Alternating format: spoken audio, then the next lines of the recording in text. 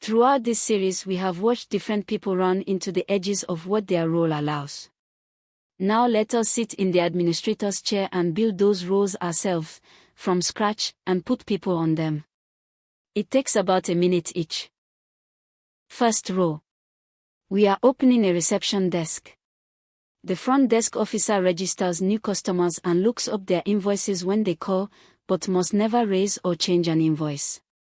So, settings, roles and permissions, create row.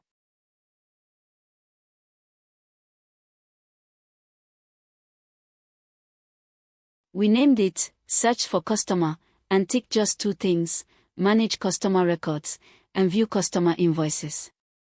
Not create invoices, not take payments. Saved, and it is a real row now. Second role, a payments clerk who prepares payment vouchers but cannot approve them, because approving your own work defeats the point of approval. Same steps.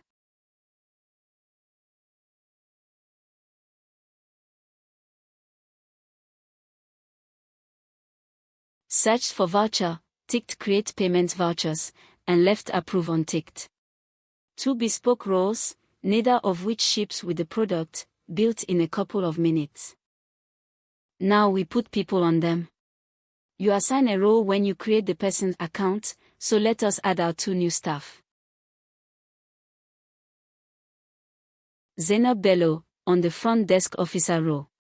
From her first sign-in she will see customers and their invoices, and nothing else, no vouchers, no reports, no settings.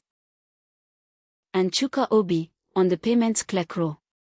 He will be able to raise a payment voucher, but when he opens one there will be no approve button, because that belongs to somebody else. That is the administrator's whole job here, in 2 minutes. Decide what a role is allowed to touch, build it out of the individual permissions, and put the right person on it.